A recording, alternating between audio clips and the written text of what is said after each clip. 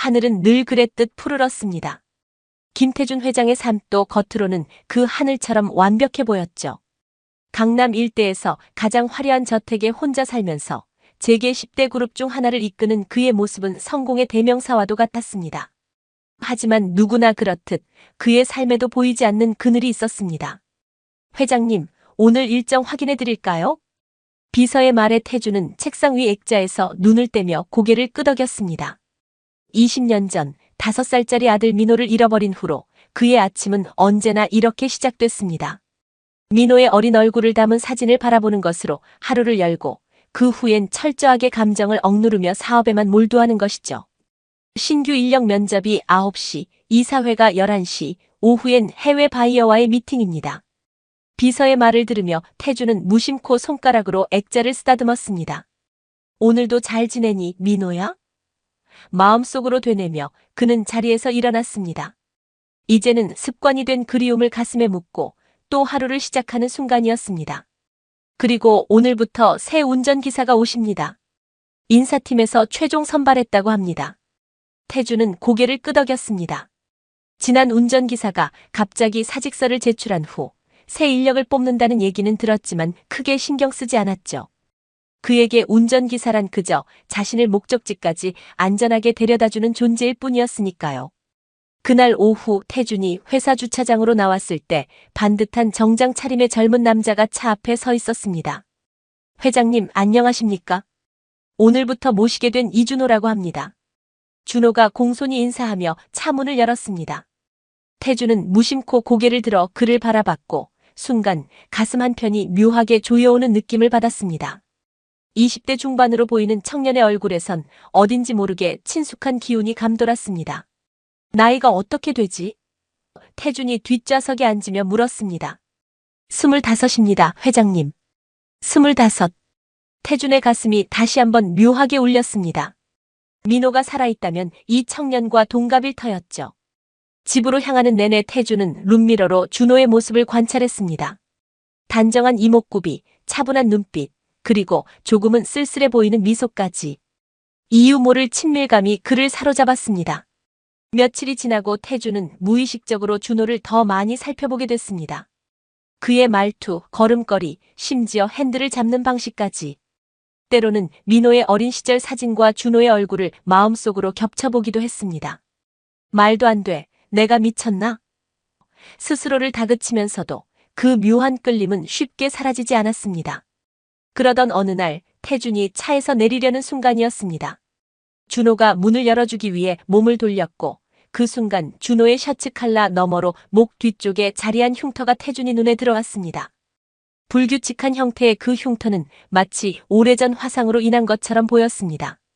이 흉터는 어디서 생긴 거지? 태준의 갑작스러운 질문에 준호가 살짝 당황한 듯 목을 만졌습니다. 아, 어릴 적 화재 사고로 생겼습니다. 크게 신경 쓰지 않으셔도 됩니다. 준호는 더 이상의 설명을 덧붙이지 않았고 태준도 더 캐묻지 않았습니다. 하지만 그날 밤 태준은 오래된 앨범을 꺼내 민호의 사진들을 하나하나 들여다봤습니다. 5살이던 민호의 목 뒤에도 비슷한 흉터가 있었습니다. 집 마당에서 불이 나 떨어진 나뭇가지에 대인 흔적이었죠. 당시엔 크게 다치지 않아 감사했지만 그 작은 사고가 남긴 흉터는 민호를 식별할 수 있는 중요한 특징이 되었습니다. 태준의 마음속에 의심이 싹트기 시작했습니다. 단순한 우연일까 아니면 감히 생각하기도 두려운 가능성이 그의 머릿속을 맴돌았습니다. 20년간 꺼지지 않았던 희망의 불씨가 다시 한번 그의 가슴 속에서 타오르기 시작했습니다. 태준은 그날 밤 한숨도 자지 못했습니다. 머릿속에서는 준호의 얼굴과 민호의 어린 시절 사진이 끊임없이 교차했죠. 이건 미친 짓이야. 스스로에게 되뇌었지만 그 흉터의 위치와 모양이 너무나 흡사하다는 사실을 지울 수 없었습니다. 다음 날 아침 태준은 비서를 불러 조용히 지시했습니다. 이준호에 대한 신상 정보를 더 자세히 조사해. 가족관계, 학창시절, 특히 어린 시절에 대해서 철저하게 비밀리에 진행해. 비서는 의아한 표정을 감추지 못했지만 고개를 끄덕이고 물러났습니다. 태준은 창밖을 바라보며 깊은 생각에 잠겼습니다. 25살의 청년. 그가 정말 민호라면. 도무지 믿기지 않는 가능성이었지만 한편으로는 간절히 그러길 바라는 마음도 있었습니다. 이틀 후 태준의 책상 위에는 이준호에 관한 보고서가 놓여 있었습니다. 태준은 떨리는 손으로 서류를 펼쳤습니다. 준호는 고아원 출신이었습니다. 6살 무렵 어느 지방 도시의 고아원에 맡겨졌고 그 이전의 기록은 거의 없었습니다. 기록상으로는 화재 사고로 부모를 잃었다고 적혀 있었지만 자세한 사고 경위나 부모의 신원은 명확하지 않았습니다. 태준은 책상 서랍에서 민호의 실종 사건 파일을 꺼냈습니다. 20년 전 민호는 가족 여행 중 잠시 한눈을 판 사이에 사라졌습니다. 경찰과 민간인들의 대대적인 수색에도 불구하고 흔적조차 찾지 못했죠. 태준은 파일 속 민호의 사진과 특징 묘사를 다시 읽었습니다. 목 뒤쪽에 화상 흉터, 약 3cm 크기. 그리고 실종 시점. 민호가 사라진 때는 준호가 고아원에 들어간 시기와 맞아떨어졌습니다. 이건 단순한 우연이 아니야. 태준의 마음은 이미 결론을 내리고 있었지만 이성은 여전히 경고를 보냈습니다. 너무 성급한 판단을 내려선 안 된다고. 20년이라는 세월은 모든 것을 바꿀 수 있으니까요. 그는 준호를 해고할까도 고민했습니다. 감정적으로 휘둘리지 않기 위해서라도 그게 나을지 모른다고 생각했죠. 하지만 동시에 더 가까이에서 관찰하고 싶은 욕구도 강했습니다. 결국 태준은 준호를 불러 제안을 했습니다. 내 개인 운전기사가 되지 않겠나? 급여는 2배로 주겠어. 준호는 잠시 놀란 표정을 지었다가 이내 공손히 고개를 숙였습니다. 영광입니다, 회장님. 최선을 다하겠습니다. 태준은 애써 담담한 표정을 유지했지만 속으로는 격정이 일었습니다. 이제 준호를 곁에 두고 더 자세히 관찰할 수 있게 되었으니까요. 그가 정말 민호인지 아니면 우연의 일치인지 반드시 알아내야 했습니다. 그렇게 준호는 태준의 개인 운전기사가 되어 태준의 일상 깊숙이 들어왔습니다. 아침부터 저녁까지 함께 지내며 태준은 틈틈이 준호의 행동과 말투, 취향 등을 관찰했습니다. 민호가 어릴 적 좋아했던 음식을 슬쩍 내밀어 반응을 살피거나 민호가 가지고 놀던 장난감과 유사한 물건을 보여주기도 했죠.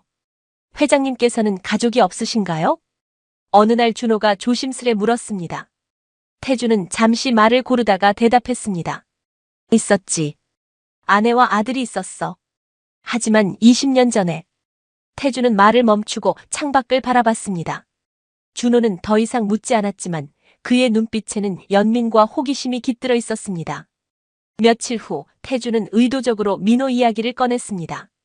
내 아들이 어릴 때 불에 데었단다. 목 뒤에 흉터가 남았지. 준호는 특별한 동요 없이 대답했습니다. 저도 비슷한 사고를 겪었어요. 어릴 때라 자세한 기억은 없지만. 태준은 준호의 표정을 유심히 살폈습니다. 거짓말 같지는 않았습니다. 준호의 고아원 기록을 더 자세히 조사했지만 화재 관련 서류는 불완전했습니다. 너무 오래된 일이라 상세 기록이 남아있지 않다는 게 담당자의 설명이었죠. 태준의 의심은 점점 확신으로 변해갔습니다. 하지만 결정적인 증거가 필요했습니다. 그러던 중 태준은 미국에서 소식이 왔습니다. 회장님, 전처 최윤정 여사께서 내일 귀국하신대요. 회장님을 뵙고 싶다고 하십니다. 태준의 심장이 빠르게 뛰었습니다. 윤정은 민호 실종 후 얼마 지나지 않아 태준과 이혼하고 미국으로 떠났습니다. 견디기 힘든 상실감과 태준을 향한 원망 때문이었죠. 그들이 다시 만나는 건 거의 10년 만이었습니다. 다음 날 태준은 준호에게 지시했습니다. 오늘은 인천공항으로 가자. 중요한 손님을 맞이해야 해. 준호는 고개를 끄덕이며 차를 몰았습니다. 공항으로 향하는 내내 태준은 불안했습니다. 윤정에게 준호에 대한 의심을 털어놓을지, 그녀의 반응은 어떨지. 특히 민호의 어머니라면 어쩌면 그녀는 무언가를 느낄지도 모른다는 기대가 있었습니다. 공항에 도착해 태준이 대기하고 있을 때 준호는 차 안에 남아 있었습니다. 얼마 후 우아한 중년 여성이 도착장에서 나왔고 태준은 그녀를 향해 걸어갔습니다. 서로를 바라보는 그들의 눈에는 세월의 무게와 지나온 아픔이 담겨 있었습니다. 오랜만이군요, 윤정 씨. 네, 정말 오래됐네요, 회장님. 태준과 윤정은 공항 VIP 라운지에서 조용히 대화를 나눴습니다. 처음엔 어색한 침묵이 흘렀지만 곧 두 사람 사이의 대화가 이어졌습니다. 사업 이야기, 미국에서의 생활, 그리고 서로의 근황까지. 하지만 정작 가장 중요한 이야기, 민호에 관한 이야기는 쉽게 꺼내지 못했죠. 아직도 민호를 찾고 계신가요? 결국 윤정이 먼저 입을 열었습니다. 그녀의 목소리에는 아픔과 체념이 섞여 있었습니다. 태주는 잠시 생각에 잠기다 고개를 끄덕였습니다. 그만두지 않았어. 포기할 수 없었지. 윤정은 깊은 한숨을 내쉬었습니다. 저도 처음 몇 년은 미국에서도 계속 찾았어요. 민간 탐정도 고용하고. 하지만 아무 소득이 없었죠. 태주는 윤정의 눈을 똑바로 바라보며 말했습니다. 내 개인 운전기사가 있는데 그 친구가 민호와 닮았어. 특히 목 뒤의 흉터가. 윤정의 표정이 급격히 변했습니다. 놀라움, 불신, 그리고 희미한 희망이 뒤섞인 복잡한 감정이 그녀의 얼굴을 스쳐 지나갔습니다. 무슨 말씀이세요? 설마. 확신할 수는 없어. 하지만 나이도 맞고 고아원 기록상 입소 시기도 민호가 실종된 때와 일치해. 그리고 그 흉터. 윤정은 손을 떨며 입을 가렸습니다. 어디 있나요? 지금 당장 보고 싶어요. 태주는 망설였습니다. 준호에게 아직 아무것도 말하지 않았고 윤정의 갑작스러운 등장이 그를 놀라게 할까 염려됐습니다. 하지만 윤정의 간절한 눈빛을 외면할 수 없었죠. 차 안에 있어. 하지만 윤정 씨, 부탁이 있어. 아직 그에게 우리의 의심을 알리고 싶지 않아. 그냥 내 지인으로만 소개하겠어. 윤정은 깊게 숨을 들이마시고 고개를 끄덕였습니다. 두 사람은 함께 주차장으로 향했습니다. 태준의 심장은 빠르게 뛰었습니다. 윤정이 준호를 보면 어떤 반응을 보일까? 그녀도 무언가를 느낄까? 준호야, 미국에서 온 손님이시다. 최윤정 씨, 오랜 지인이야. 준호는 공손히 인사했습니다. 안녕하세요, 최윤정님. 윤정은 준호를 바라보며 잠시 말을 잃었습니다. 그녀의 눈에 눈물이 고였지만 애써 감정을 억누르며 미소 지었습니다. 반갑습니다, 이준호 씨. 그날 저녁 태주는 윤정을 호텔까지 데려다주고 함께 저녁을 먹었습니다. 둘만의 자리에서 윤정은 참았던 감정을 쏟아냈습니다. 그 애가 정말 민호 같아요. 웃는 모습이, 눈매가. 하지만 20년이 지났는데 우리가 어떻게 확신할 수 있을까요? 태주는 결심한 듯 말했습니다. DNA 검사를 하려고 해. 준호의 머리카락이나 무언가를 몰래 채취해서. 윤정은 놀라워하면서도 반대하지 않았습니다. 그녀 역시 진실을 알고 싶었으니까요. 하지만 한편으로는 걱정도 됐습니다. 만약 그 아이가 정말 민호라면 우리는 어떻게 해야 할까요? 20년이란 세월이 흘렀어요. 그 아이에게는 또 다른 인생이 있었을 거예요. 태주는 깊은 생각에 잠겼습니다. 그 질문에 대한 답을 그도 알지 못했습니다. 다만 한 가지 확실한 것은 진실을 알아내고 싶다는 간절한 마음뿐이었죠. 다음 날 윤정은 태준의 저택에 초대됐습니다. 준호가 태준을 데리러 왔을 때 윤정도 함께 있었습니다. 오늘은 제가 집에서 특별한 손님을 대접하려고 해. 준호 군도 함께 하면 좋겠군. 준호는 당황했지만 정중히 수락했습니다. 태준의 저택에 도착한 후 윤정은 의도적으로 민호의 옛 장난감이 보관된 방으로 대화를 이끌었습니다. 그곳에는 민호가 좋아했던 로봇 장난감, 그림책들이 그대로 보존되어 있었죠. 와, 이런 빈티지 장난감들이 있네요. 요즘엔 보기 힘든 것들이에요. 준호가 관심을 보이며 로봇 장난감을 집어들었습니다. 그의 손길이 자연스럽게 로봇의 등 뒤 숨겨진 버튼을 찾아 눌렀고 장난감이 특유의 소리를 내며 움직이기 시작했습니다. 태준과 윤정은 놀란 눈빛을 교환했습니다. 그 비밀 버튼은 민호만 알고 있던 것이었으니까요. 어떻게 그 버튼을 알았지? 태준이 무심코 물었습니다. 준호는 어깨를 으쓱했습니다. 잘 모르겠어요. 그냥 직감이었나 봐요. 어릴 때 비슷한 장난감이 있었던 것 같기도 하고. 윤정의 눈에 다시 눈물이 고였습니다. 그녀는 급히 화장실로 향했고 태준은 그녀를 따라 나갔습니다. 복도에서 윤정은 태준의 팔을 붙잡았습니다. 그 아이가 민호예요. 확신해요. 어머니의 직감이에요. 태준도 그렇게 믿고 싶었지만 여전히 확실한 증거가 필요했습니다. 그날 저녁 식사 후 준호가 잠시 자리를 비운 사이 태준은 그가 사용한 와인잔을 조심스럽게 챙겼습니다. DNA 검사를 위한 시료였죠. 다음 날 태주는 신뢰할 수 있는 의사 친구에게 DNA 검사를 부탁했습니다. 결과가 나오기까지는 최소 일주일이 걸릴 터였습니다. 그 일주일은 태준에게 마치 20년처럼 느껴졌습니다. 기다리는 동안 태준은 준호에게 더 가까이 다가가기로 했습니다. 그는 준호를 제주도 출장에 동행시켰습니다. 비행기 안에서, 호텔에서, 그리고 회의장 밖에서 두 사람은 많은 대화를 나눴습니다. 준호 군은 가족이 없나? 준호는 잠시 생각에 잠기다 대답했습니다. 고아원에서 자랐어요.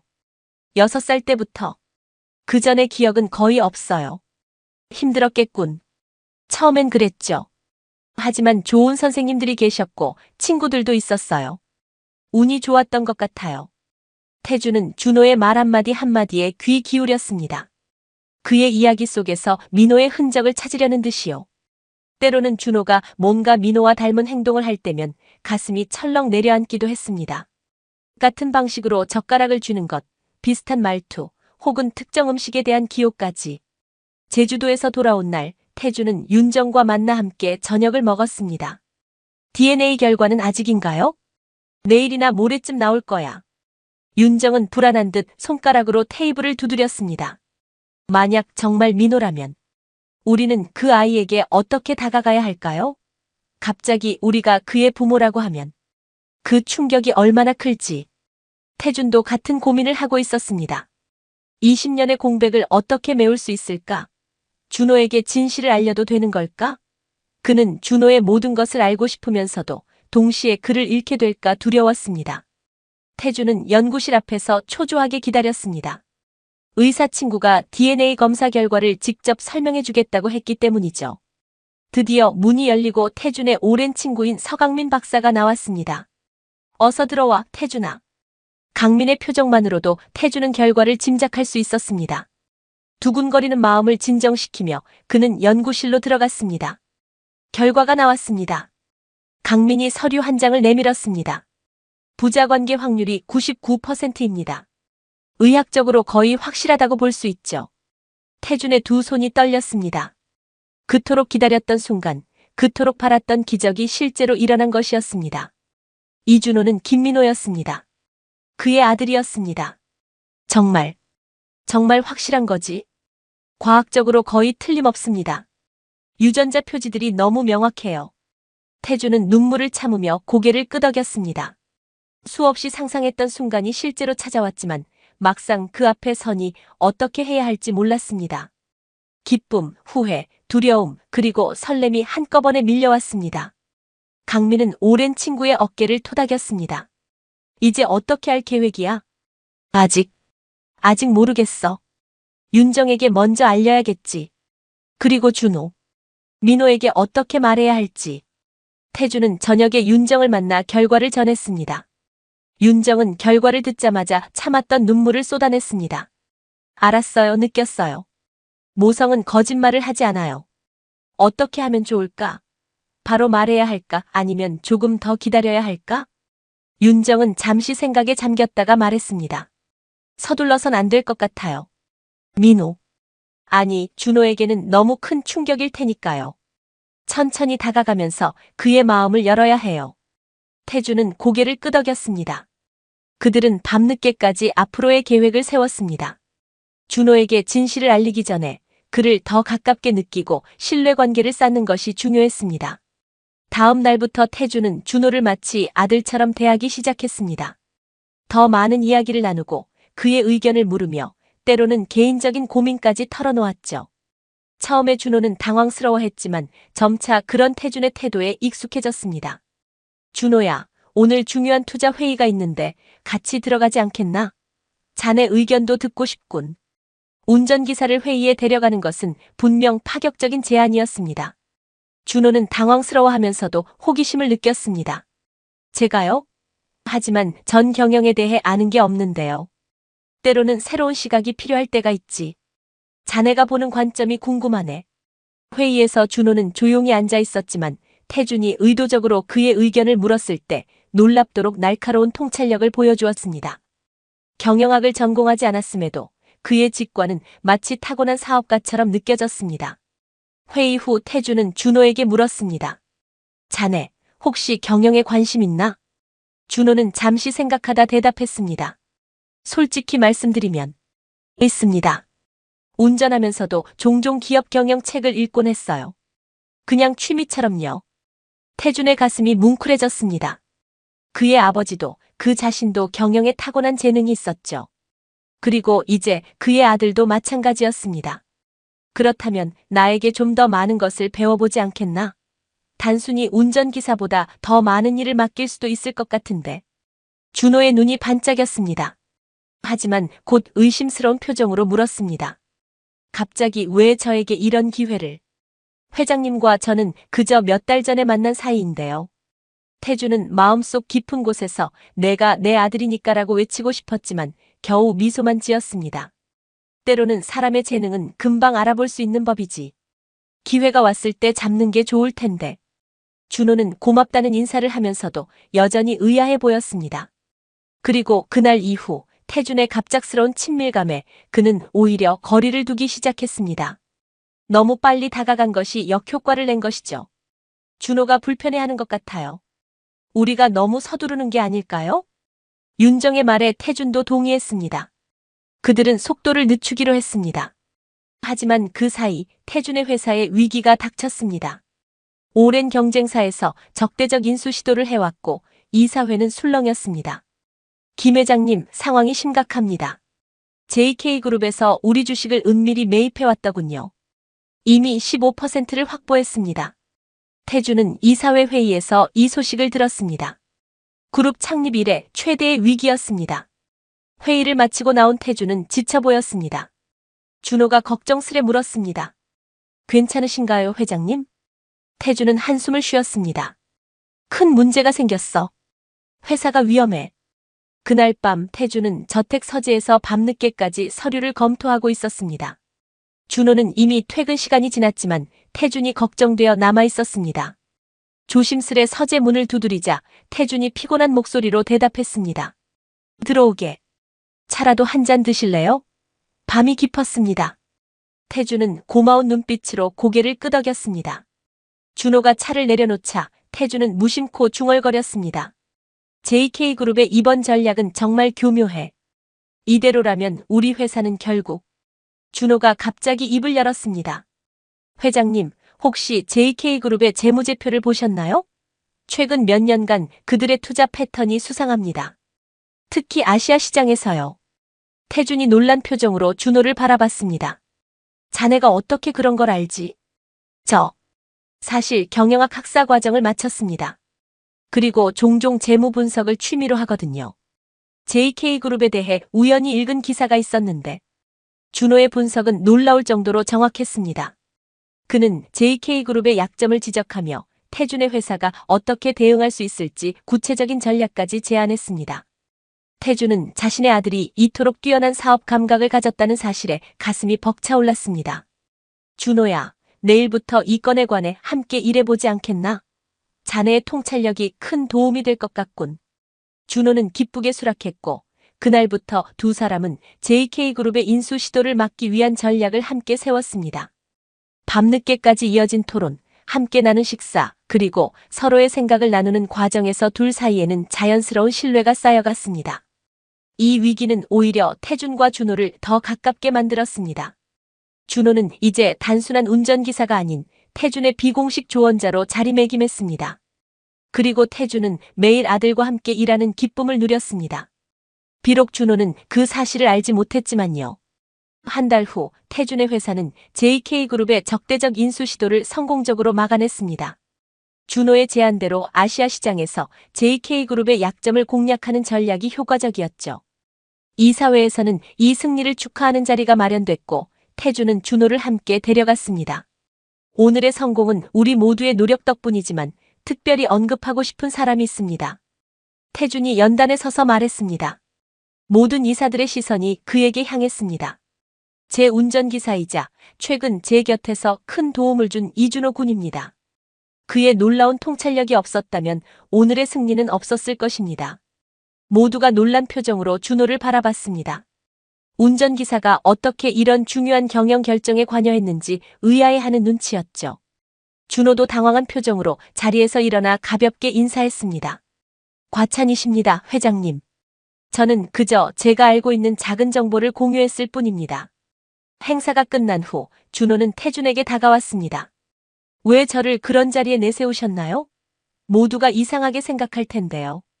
태준은 미소를 지었습니다. 자네의 능력을 인정하고 싶었어. 그게 이상한 일인가? 준호는 고개를 갸웃했습니다. 하지만 회장님, 요즘 제게 너무 특별한 대우를 해주시는 것 같아요. 솔직히 이유를 모르겠습니다. 태준은 말을 고르다가 조심스럽게 물었습니다. 준호 군은 자신의 과거에 대해 얼마나 기억하나? 제 과거요? 준호의 표정이 굳었습니다. 이미 말씀드렸듯이 6살 이전의 기억은 거의 없습니다. 화재 사고가 있었다는 것과 고아원에 맡겨진 것 정도. 왜 갑자기 그걸 물으시죠? 태준은 준호의 눈을 깊이 바라봤습니다. 지금 모든 것을 털어놓을까 고민했지만 아직은 때가 아니라고 판단했습니다. 그냥 자네를 더 알고 싶어서. 미안하네. 준호는 여전히 의심스러운 표정이었지만 더 이상 묻지 않았습니다. 하지만 그날 이후로 그는 태준과의 거리를 더 두기 시작했습니다. 업무적인 대화 외에는 최소한의 교류만 하려 했죠. 태준은 윤정에게 이 상황을 털어놓았습니다. 준호가 경계하는 것 같아. 내가 너무 성급했나 봐. 윤정은 생각에 잠겼다가 말했습니다. 이제 준호가 민호라는 확신이 들었으니 다른 방향으로 접근해보는 건 어떨까요? 실종 당시의 증인들을 다시 찾아보는 거예요. 20년 전 무슨 일이 있었는지 알아내면 준호에게 진실을 말할 때도 더 명확하게 설명할 수 있을 거예요. 태준은 고개를 끄덕였습니다. 민호의 실종 사건 파일을 다시 펼쳐보며 당시 증언했던 사람들의 명단을 확인했습니다. 가족 여행을 갔던 리조트 직원들, 인근 상점 주인들, 그리고 함께 있었던 지인들. 20년이 지났지만 그들 중 일부는 여전히 찾을 수 있을 터였습니다.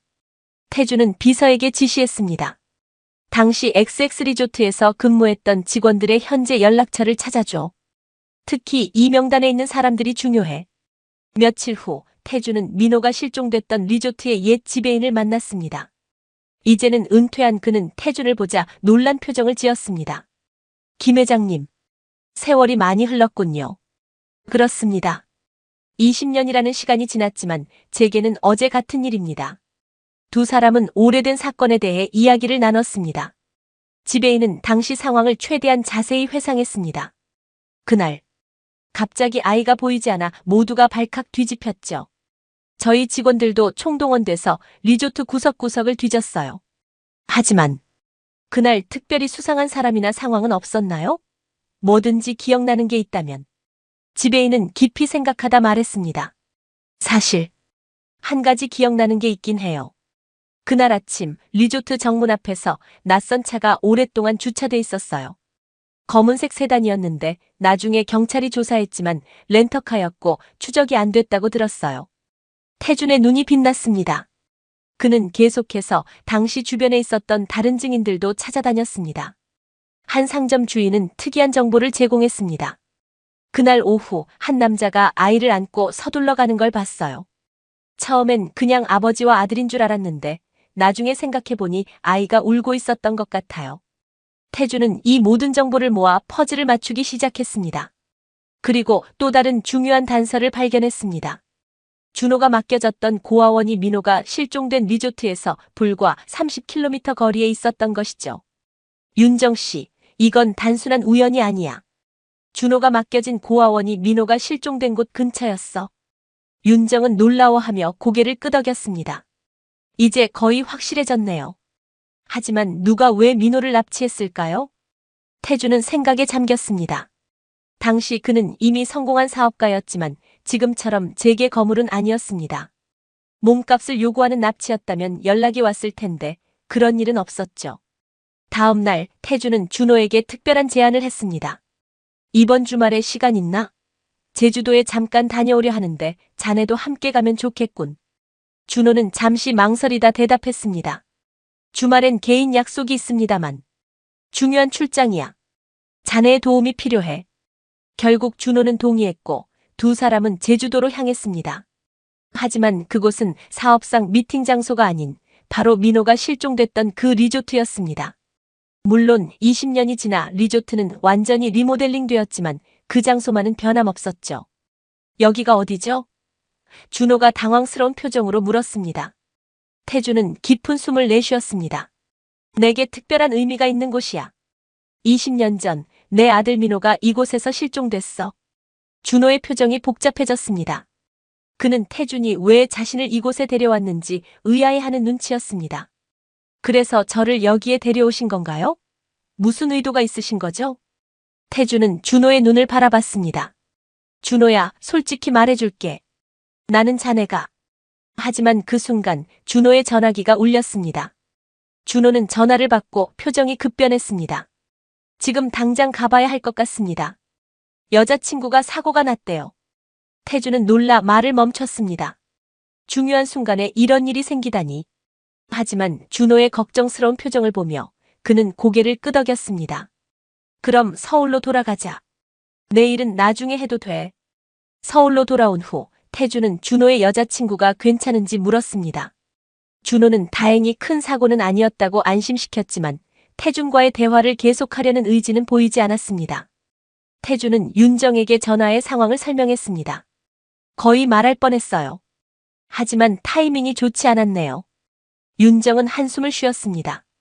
어쩌면 이게 더 나을지도 몰라요. 우리가 더 많은 정보를 모을 시간이 생겼으니까요. 그날 저녁 태준은 예상치 못한 방문객을 맞이했습니다. 준호의 여자친구였습니다. 김 회장님, 죄송합니다만 잠시 이야기 좀 나눌 수 있을까요? 태준은 놀랐지만 그녀를 집 안으로 맞이했습니다. 그녀의 이름은 서지현이었고 준호와는 3년째 연애 중이라고 했습니다. 회장님께서 요즘 준호 오빠에게 특별한 관심을 가지신다고 들었어요. 사실 준호 오빠가 많이 혼란스러워해요. 태준은 조심스럽게 물었습니다. 준호 군이 자신의 과거에 대해 뭐라고 말하던가요? 지현은 잠시 망설이다 대답했습니다. 오빠는 자신의 과거에 대해 거의 말하지 않아요. 가끔 악몽을 꾸기도 하고 한 번은 불냄새에 극도로 공포를 느끼는 것을 본 적이 있어요. 어린 시절 트라우마가 있는 것 같아요. 태준의 가슴이 저릿했습니다. 민호가 실종되기 전 그들은 리조트 마당에서 바비큐 파티를 하고 있었습니다. 그리고 마당에 있던 나무에 불이 붙어 민호가 데인 사고가 있었죠. 태준은 서지현과의 대화 이후 더욱 확신을 갖게 됐습니다. 준호의 불에 대한 공포, 기억나지 않는 어린 시절, 그리고 흉터까지. 모든 퍼즐 조각이 맞아떨어지고 있었습니다. 하지만 어떻게 준호에게 진실을 말해야 할지 그 타이밍과 방법이 문제였습니다. 다음 날 아침 태준은 자신의 서재에서 오래된 서류 상자를 꺼냈습니다. 20년 동안 보관해온 민호의 실종 관련 자료들이었죠. 경찰 보고서, 목격자 진술, 당시 찍었던 사진들, 그리고 민호의 의료 기록까지. 특히 민호의 목 뒤 화상 흉터가 선명하게 보이는 사진이 있었습니다. 태준은 그것을 꺼내 책상 위에 올려두었습니다. 그때 문이 열리며 준호가 들어왔습니다. 회장님, 오늘 일정 확인하러 왔. 준호는 책상 위에 펼쳐진 서류들을 보고 말을 멈췄습니다. 태준의 표정이 심각해졌습니다. 이미 준호가 무언가를 보았고 이제 돌이킬 수 없었습니다. 결단의 순간이 생각보다 빨리 찾아온 것이었죠. 들어오게, 준호야. 자네에게 말해야 할 것이 있네. 준호는 조심스럽게 서재로 들어왔습니다. 그의 눈은 책상 위 민호의 사진에 고정되어 있었습니다. 이 아이는 누구인가요? 태준은 깊은 숨을 들이마셨습니다. 내 아들이야. 민호. 20년 전에 실종된. 준호는 무언가 불편한 듯 자리에 앉았습니다. 태준은 천천히 이야기를 시작했습니다. 준호군, 나는 지난 몇 달 동안 자네를 지켜봤네. 처음엔 단순한 직감이었지만 점점 더 많은 증거가 쌓였어. 무슨 말씀이신지. 자네의 목 뒤 흉터, 나이, 그리고 고아원 기록까지. 모든 것이 일치해. 준호의 표정이 굳어졌습니다. 회장님, 대체 무슨 말씀을 하시려는 건가요? 태준은 떨리는 손으로 DNA 검사 결과를 꺼내 준호에게 내밀었습니다. 이건 자네와 내 DNA 비교 결과야. 부자관계 확률이 99%라고 나왔네. 준호는 놀란 표정으로 서류를 받아들었습니다. 그의 손이 떨리고 있었습니다. 이게 무슨... 어떻게... 준호야 아니. 민호야. 너는 내 아들이야. 준호의 얼굴이 창백해졌습니다. 그는 자리에서 벌떡 일어났습니다. 이건 말도 안 돼요. 제 이름은 이준호고 저는 고아원에서 자랐어요. 회장님이 갑자기 저를 아들이라고 하시면 이건. 태준도 일어나 준호에게 다가갔습니다. 나도 처음엔 믿을 수 없었어. 하지만 과학적 증거가 있어. 그리고 내 목 뒤에 흉터. 민호도 똑같은 자리에 화상 흉터가 있었어. 태준은 민호의 흉터가 찍힌 사진을 준호에게 보여주었습니다. 준호는 무의식적으로 자신의 목 뒤를 만지며 그 사진을 바라봤습니다. 이건. 이럴 수가. 내가 6살 때 고아원에 맡겨졌다고 했지? 민호가 실종된 건 5살 때였어. 그 사이에 무슨 일이 있었는지는 모르지만 너는 분명 우리의 아들이야. 준호는 한 발 뒤로 물러섰습니다. 그의 눈에는 혼란과 두려움이 가득했습니다. 저는 기억이 나지 않아요. 6살 이전의 일은 거의 기억이 없어요. 다만 그 흉터는 불에 데인 거라고 들었어요. 태준의 눈에 눈물이 고였습니다. 민호는 리조트 마당에서 바비큐 파티 중에 불이 붙은 나뭇가지에 대었어. 그리고 그 다음 날 사라졌지. 준호는 혼란스러운 표정으로 책상 위 서류들을 바라봤습니다. 그의 시선이 한 장의 서류에 고정됐습니다. 고아원 입소 기록이었죠. 태준이 조사한 결과 준호가 맡겨진 고아원의 기록에는 특이한 점이 있었습니다. 보호자에 의한 입소라고 적혀 있었지만 그 보호자의 신원은 불분명했고 나중에 다시 확인했을 때는 미상으로 바뀌어 있었습니다. 이건 어떻게 된 거죠? 태준이 설명했습니다. 내가 조사한 바로는 당시 너를 고아원에 데려온 사람이 있었어. 하지만 그 사람의 신원은 기록에서 삭제됐어. 이건 단순한 실종이 아니라 계획된 유괴일 가능성이 높아. 준호의 표정이 더욱 복잡해졌습니다. 그는 의자에 털썩 주저앉았습니다. 저는 지금까지 제 인생을 살아왔어요. 갑자기 제가 김민호라니. 받아들이기 힘드네요. 태준은 준호의 어깨에 손을 올리려다 멈췄습니다. 아직은 때가 아니라고 판단했습니다. 시간이 필요하다면 줄게. 하지만 진실은 변하지 않아. 넌 내 아들이고 20년 동안 나는 너를 찾아 헤맸어. 준호는 고개를 들어 태준을 바라봤습니다. 그의 눈에는 복잡한 감정이 교차하고 있었습니다. 저는 생각할 시간이 필요합니다. 준호는 자리에서 일어나 서재를 나가려 했습니다. 태준은 그를 붙잡고 싶었지만 강요해서는 안 된다는 것을 알았습니다. 준호야, 한 가지만 더. 내 어머니 윤정도 널 만나고 싶어 해. 그녀도 20년 동안 너를 그리워했어.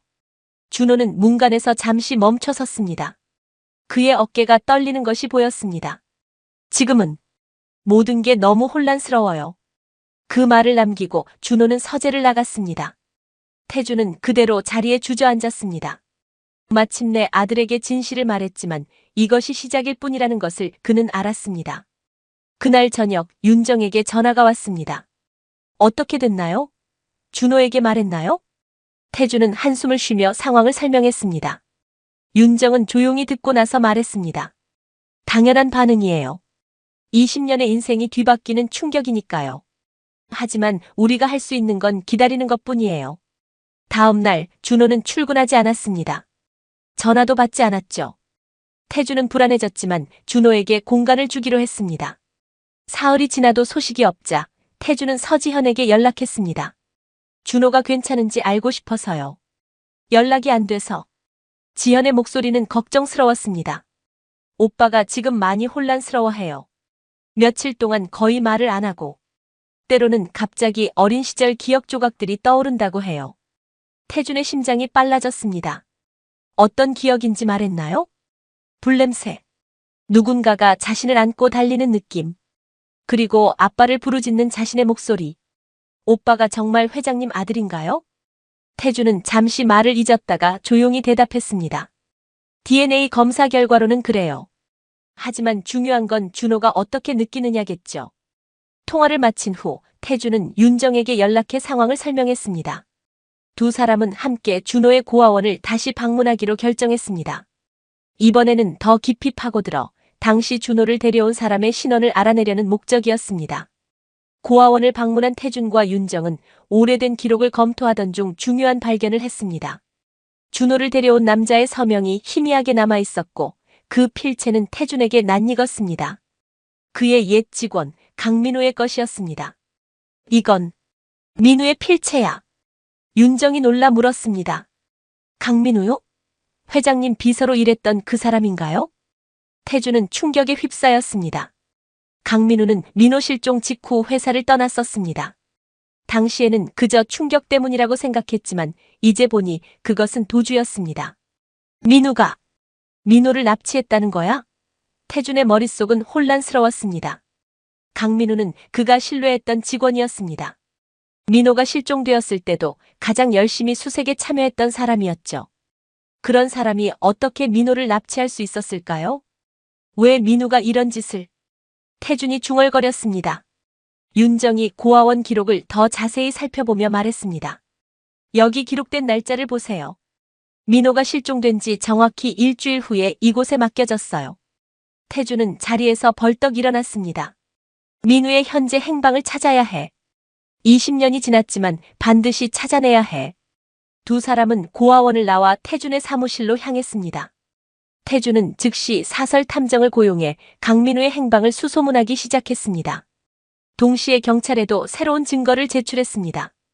비록 오래된 사건이었지만 유괴 사건에는 공소시효가 없었습니다. 태준이 강민우를 찾는 동안 준호는 자신만의 혼란 속에서 방황하고 있었습니다. 그는 며칠 동안 집에 틀어박혀 있었습니다. 지현이 가끔 들러 음식을 가져다주고 위로해 주었지만 준호는 여전히 말수가 적었습니다. 오빠, 밥 좀 먹어요. 지현이 조심스럽게 말했습니다. 준호는 창밖을 바라보며 중얼거렸습니다. 내가 정말 김민호일까? 그럼 내 지금까지의 인생은 뭐였지? 지현은 준호의 손을 잡았습니다. 오빠는 오빠예요. 이름이 무엇이든 과거가 어떻든 지금의 오빠는 변하지 않아요. 준호는 지현을 바라보며 슬프게 미소 지었습니다. 하지만 나는 변했어. 이제 아무것도 확실하지 않아. 그날 밤 준호는 또다시 악몽에 시달렸습니다. 불타는 나무, 달려가는 남자의 품 안에서 느껴지는 공포, 그리고 멀어지는 부모의 목소리. 그는 식은땀을 흘리며 깨어났습니다. 이제 그 꿈이 단순한 악몽이 아니라 억압된 기억의 조각들임을 알았습니다. 아침이 밝아오자 준호는 결심했습니다. 태준을 만나야 했습니다. 진실을 더 알아내야 했죠. 그는 태준에게 전화를 걸었습니다. 회장님. 아니, 만나고 싶습니다. 태준의 목소리가 반가움으로 떨렸습니다. 그래, 어디서 만날까? 두 사람은 한강공원에서 만나기로 했습니다. 중립적인 장소에서 대화하는 것이 준호에게 더 편할 것이라고 생각했기 때문이죠. 공원 벤치에 앉은 두 사람 사이에는 어색한 침묵이 흘렀습니다. 생각할 시간이 필요했어요. 준호가 먼저 입을 열었습니다. 아직도 혼란스럽지만 진실을 알고 싶어요. 태준은 고개를 끄덕였습니다. 물론이지. 무엇이든 물어봐. 제가 정말 회장님 아들인가요? 과학적으로는 그렇다고 해도 어떻게 제가 유괴되어 고아원에 맡겨졌는지, 그리고 왜 이제야 저를 찾아낸 건지. 태준은 최근 발견한 사실들을 준호에게 모두 이야기했습니다. 강민우의 흔적, 고아원 기록, 그리고 지금도 계속되고 있는 수사에 대해서요. 강민우라는 사람이 날 납치했다고요? 준호의 눈이 커졌습니다. 그런 것 같아. 아직 그를 찾지 못했지만 증거가 그를 가리키고 있어. 준호는 잠시 생각에 잠겼다가 물었습니다. 그는 왜 그랬을까요? 돈 때문인가요? 태준은 한숨을 내쉬었습니다. 그건 아직 모르겠어. 당시 몸값을 요구하지 않았으니 단순한 금전적 목적은 아닌 것 같아.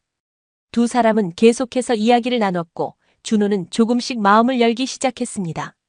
그는 자신의 악몽과 플래시백에 대해 이야기했고 태준은 민호의 어린 시절 이야기를 들려주었습니다. 민호, 넌 공룡을 정말 좋아했어. 특히 티라노사우루스를 가장 좋아했지. 태준이 미소 지으며 말했습니다. 준호의 눈이 빛났습니다. 저도 어릴 때 공룡책을 정말 좋아했어요. 고아원 선생님이 늘 신기해하셨죠. 공룡 이름을 모두 외우고 있었으니까요. 이런 작은 연결고리들이 두 사람을 조금씩 가깝게 만들었습니다. 하지만 준호는 여전히 태준을 아버지로 받아들일 준비가 되지 않았습니다. 저는 아직 회장님을 아버지라고 부를 수 없어요. 20년을 혼자 살았는데 갑자기 가족이 생긴다는 건. 태준은 이해한다는 듯 고개를 끄덕였습니다. 서두르지 않을게. 내가 준비될 때까지 기다릴 수 있어. 그날 대화 이후 준호는 다시 태준의 회사로 출근하기 시작했습니다. 여전히 운전기사로서가 아니라 이제는 태준의 특별 보좌역으로서요. 두 사람은 함께 강민우의 행방을 쫓기 시작했습니다. 준호에게 이것은 자신의 정체성을 찾는 여정이었습니다. 일주일 후 사설 탐정으로부터 중요한 정보가 들어왔습니다. 강민우는 이름을 바꾸고 제주도의 한 작은 마을에서 살고 있었습니다. 태준과 준호는 즉시 그곳으로 향했습니다. 긴장되나? 비행기 안에서 태준이 물었습니다. 준호는 창밖을 바라보며 대답했습니다. 네. 제 인생의 미스터리를 풀 수 있을 것 같아요. 제주도에 도착한 두 사람은 탐정이 알려준 주소로 향했습니다. 작은 어촌 마을의 끝자락, 바다가 보이는 곳에 자리한 소박한 집이었습니다. 태준의 심장이 빠르게 뛰었습니다. 20년간 찾아 헤맨 사람을 드디어 마주하게 된 것이죠. 문을 두드리자 60대로 보이는 남자가 나왔습니다. 세월의 흔적이 깊게 패인 얼굴이었지만 태준은 즉시 그를 알아보았습니다. 민우. 남자의 얼굴이 창백해졌습니다. 회장님. 어떻게? 태준의 눈에 분노가 서렸습니다. 내가 한 일을 알고 있다. 내 아들을 납치한 것도. 강민우는 떨리는 손으로 문을 활짝 열었습니다. 들어오십시오. 설명드릴게요. 세 사람은 작은 거실에 앉았습니다. 강민우는 준호를 바라보며 눈물을 글썽였습니다. 민호. 이렇게 컸구나. 준호는 차갑게 대답했습니다. 제 이름은 이준호입니다. 왜 저를 납치했는지 설명해 주시겠어요? 강민우는 깊은 한숨을 내쉬었습니다. 용서받을 수 없는 일인 줄 알아요. 하지만 그땐 다른 선택이 없었어요. 태준이 분노에 차물었습니다. 무슨 소리야? 내 아들을 빼앗아간 게 어떻게 선택이 없었다는 거지? 강민우는 떨리는 손으로 오래된 사진 한 장을 꺼냈습니다. 젊은 여성의 사진이었습니다. 제 여동생이에요. 지영이. 당시 그녀는 백혈병 말기였어요. 골수 이식이 필요했죠. 태준과 준호는 혼란스러운 표정으로 그를 바라봤습니다. 그게 민호 납치와 무슨 상관이지? 태준이 따져 물었습니다. 강민우의 눈에서 눈물이 흘러내렸습니다. 당시 회장님 회사에서 유해 화학물질 처리를 제대로 하지 않아 지하수가 오염됐다는 의혹이 있었어요. 지영이가 살던 마을이었죠. 많은 주민들이 암에 걸렸고 태준의 표정이 굳어졌습니다. 그는 그런 사건에 대해 알지 못했습니다. 내가 모르는 일이었어. 확인해봐야겠지만 그게 사실이라 해도 아이를 납치할 이유가 되지 않아. 강민우는 계속해서 말했습니다. 저는 복수하고 싶었어요. 회장님이 가장 소중히 여기는 것을 빼앗고 싶었죠. 하지만 민호를 데리고 나온 후 그 작은 아이의 눈을 보니 차마 해칠 수가 없었어요. 그래서 고아원에 맡겼습니다. 적어도 좋은 사람들 손에 자랄 수 있도록. 준호의 눈에 분노가 서렸습니다. 당신 때문에 저는 부모 없이 자라야 했어요. 제 인생을 망쳐놓고. 강민우는 고개를 숙였습니다. 매일 후회했어요. 하지만 되돌릴 수 없었죠. 시간이 지날수록 용기가 없어졌고 태준은 주먹을 꽉 쥐었습니다. 그는 분노로 가득 찼지만 동시에 의문도 들었습니다. 회사의 환경 오염이 정말 있었던 일인지 조사해봐야 했습니다. 경찰에 신고할 거야. 내가 한 일에 대한 대가를 치러야 해. 강민우는 체념한 듯 고개를 끄덕였습니다. 알고 있어요. 오히려 이제 다 털어놓으니 마음이 편해졌네요. 준호는 창밖을 바라보며 생각에 잠겼습니다. 그의 인생을 바꿔놓은 사람이 바로 눈앞에 있었지만 복잡한 감정이 그를 압도했습니다. 분노, 슬픔, 그리고 이상하게도 약간의 동정심까지. 당신은 여동생을 살리지 못했나요? 준호가 조용히 물었습니다. 강민우의 눈에서 다시 눈물이 흘러내렸습니다. 그래. 결국 골수 이식을 받았지만 이미 너무 늦었어. 내가 한 짓은 아무 의미도 없었던 거지. 태준은 준호를 바라봤습니다. 그의 표정에서 복잡한 감정을 읽을 수 있었습니다. 이제 어떻게 하고 싶어? 태준이 준호에게 물었습니다. 준호는 잠시 생각하다 대답했습니다. 경찰에 신고하세요. 그리고 회사의 환경 오염 의혹도 철저히 조사해 주세요. 진실을 알고 싶어요. 제주도에서 서울로 돌아오는 비행기 안 태준과 준호는 묵묵히 창밖을 바라보고 있었습니다. 강민우는 경찰에 자수했고 이제 법의 심판을 받게 될 터였습니다. 하지만 두 사람의 마음은 여전히 복잡했습니다. 회사의 환경 오염 의혹. 철저히 조사하겠어. 태준이 침묵을 깨고 말했습니다. 준호는 고개를 돌려 태준을 바라봤습니다. 알고 계셨나요? 그 일에 대해서. 태준은 진지한 표정으로 고개를 저었습니다. 전혀 몰랐어. 그 당시 나는 경영 일선에 있었지만 환경 문제는 하부 조직에서 처리했었지. 하지만 그렇다고 책임이 없는 건 아니야. 내 회사였으니까. 준호는 다시 창밖을 바라봤습니다. 많은 사람들이 고통받았을 거예요. 강민우 씨의 여동생처럼. 그래. 그리고 그 때문에 내가. 우리 가족도 고통받았고. 두 사람은 다시 침묵에 빠졌습니다. 이번 여정은 둘 다에게 충격적인 진실을 마주하는 시간이었습니다. 준호에게는 자신의 정체성과 과거에 관한 것이었고 태준에게는 자신의 회사가 저지른 잘못과 그로 인한 비극적 결과였습니다. 서울에 도착한 후 태준은 즉시 회사로 향했습니다. 그는 20년 전 환경 오염 사건에 대한 철저한 내부 조사를 지시했습니다. 모든 기록을 찾아내고 당시 담당자들을 소환해 진상을 파악하기로 했죠. 준호는 며칠간의 휴가를 요청했습니다. 그는 자신만의 시간이 필요했습니다. 태준은 이해한다며 고개를 끄덕였습니다. 필요한 만큼 시간을 가져. 그리고 윤정도 널 만나고 싶어 해. 준비가 되면 말해주렴. 준호는 미소로 답하고 떠났습니다. 그는 지현과 함께 조용한 바닷가 마을로 떠났습니다. 그곳에서 그는 자신의 과거와 미래에 대해 깊이 생각했습니다. 오빠가 이제 어떻게 할 생각이에요? 해변을 거닐며 지현이 물었습니다. 준호는 바다를 바라보며 대답했습니다. 아직 모르겠어. 내가 김민호라는 사실은 받아들였지만 그렇다고 내 지금까지의 삶이 거짓이었다는 건 아니잖아. 지현은 그의 손을 꼭 잡았습니다. 당연하죠. 오빠는 오빠예요. 이름이 뭐든 과거가 어떻든 지금의 오빠를 만든 건 모든 경험들이에요.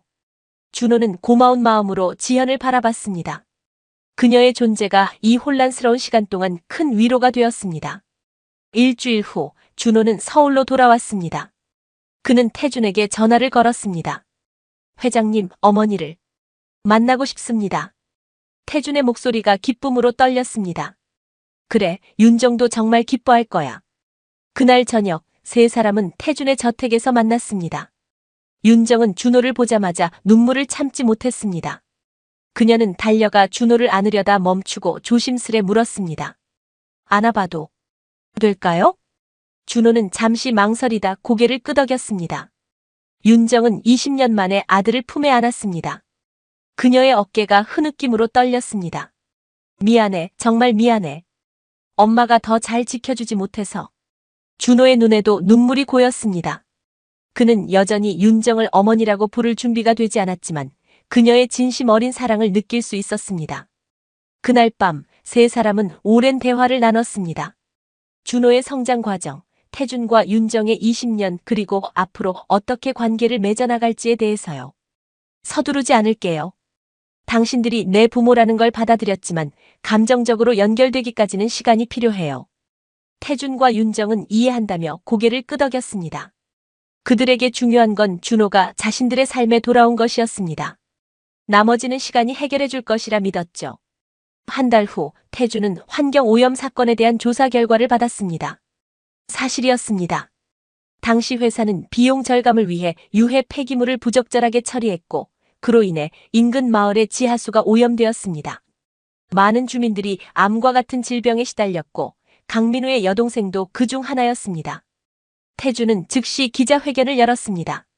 그는 회사의 과오를 인정하고 공개적으로 사과했습니다. 20년 전 우리 회사가 저지른 잘못으로 인해 고통받은 모든 분들께 진심으로 사과드립니다. 늦었지만 피해자들과 그 가족들에게 충분한 보상을 제공하고 환경 회복을 위한 기금을 설립하겠습니다. 준호는 TV로 그 기자회견을 지켜봤습니다. 태준의 진정성 있는 사과에 그의 마음도 조금씩 열리기 시작했습니다. 법정에서 강민우의 재판이 진행되었습니다. 유괴죄는 중범죄였지만 특수한 상황과 자수한 점, 그리고 피해자 가족인 태준이 선처를 요청한 점이 고려되었습니다. 법정에서 태준은 강민우를 바라보며 말했습니다. 당신이 한 일은 용서하기 어렵습니다. 하지만 우리 회사의 잘못으로 당신의 가족이 고통받았다는 것도 사실입니다. 두 가족 모두 충분히 고통받았습니다. 이제 그 악순환을 끝내고 싶습니다. 준호도 증인으로 출석해 자신의 입장을 밝혔습니다. 저는 제 인생을 바꿔놓은 이 사건에 분노하지만 동시에 그 배경에 안타까움을 느낍니다. 저는 이제 앞으로 나아가고 싶습니다. 재판 결과 강민우는 집행유예를 선고받았습니다. 실질적인 징역형은 면했지만 그가 저지른 죄의 무게는 평생 그를 따라다닐 것이었습니다. 그로부터 3개월이 지났습니다. 준호는 이제 태준의 회사에서 정식으로 일하게 되었습니다. 경영 수업을 들으며 회사의 다양한 부서를 경험하고 있었죠. 그의 타고난 사업 감각은 점점 더 빛을 발했고 직원들 사이에서도 그의 능력을 인정하는 목소리가 높아졌습니다. 태준이 설립한 환경회복기금은 준호가 직접 책임지게 되었습니다. 그는 피해 지역을 방문하고 주민들의 이야기를 듣고 실질적인 도움을 제공하기 위해 노력했습니다. 그 과정에서 그는 아버지의 회사가 저지른 잘못을 바로잡는 데 기여하고 있다는 보람을 느꼈습니다. 윤정은 미국에서의 생활을 정리하고 한국으로 돌아왔습니다. 그녀는 준호와 정기적으로 만나며 조금씩 관계를 쌓아갔습니다. 때로는 함께 요리를 하거나 영화를 보거나 단순히 대화를 나누며 잃어버린 시간을 조금씩 채워나갔습니다. 어느 날 준호는 태준의 사무실을 찾아갔습니다. 그는 문을 두드리고 들어가 태준 앞에 앉았습니다. 무슨 일이니, 준호야? 태준이 미소 지으며 물었습니다. 준호는 잠시 말을 고르다가 입을 열었습니다. 한 가지 부탁이 있습니다. 뭐든지 말해보렴. 제 이름을 김민호로 다시 바꾸고 싶습니다. 태준의 눈이 커졌습니다. 그는 말을 잃은 채 준호를 바라봤습니다. 물론 법적으로는 이준호로 살아왔고 그 이름으로 쌓아온 것들이 있어요. 하지만 이제 제 진짜 정체성을 받아들이고 싶어요. 김민호라는 이름으로. 태준의 눈에 눈물이 고였습니다. 그는 자리에서 일어나 준호에게 다가갔습니다. 정말 기쁘구나. 준호도 일어나 태준을 마주보았습니다. 그리고 조심스럽게 말을 이었습니다. 그리고 아버지. 태준의 심장이 멈춘 듯 했습니다. 준호가 처음으로 그를 아버지라고 불렀습니다. 돌아와줘서 고마워, 민호야. 준호, 이제는 민호가 된 그가 대답했습니다. 이제부터 함께해요. 아버지. 두 사람은 서로를 껴안았습니다. 20년의 시간이 만든 상처와 공백은 여전히 존재했지만 이제 그들은 함께 그것을 치유해 나갈 준비가 되어 있었습니다. 그날 저녁 태준과 민호는 저택 마당을 산책했습니다. 태준은 민호의 목 뒤에 있는 흉터를 바라봤습니다. 한때는 상실의 아픈 기억이었던 그 흉터가 이제는 재회의 상징이 되었습니다. 앞으로 어떤 계획이 있니? 태준이 물었습니다. 민호는 밤하늘을 바라보며 대답했습니다. 회사에서 더 많은 것을 배우고 싶어요. 그리고 환경기금을 통해 더 많은 사람들을 돕고 싶습니다. 우리 가족의 이야기처럼 아픔에서도 희망을 찾을 수 있다는 걸 보여주고 싶어요. 태준은 아들의 어깨에 팔을 두르며 미소 지었습니다. 그들 앞에는 새로운 길이 펼쳐져 있었습니다.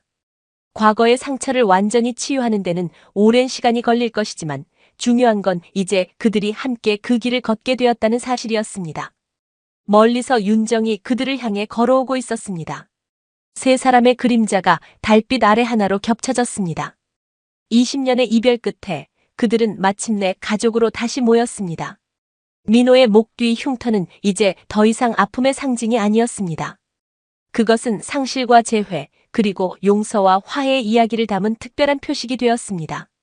그리고 그 이야기는 이제 막 시작되고 있었습니다.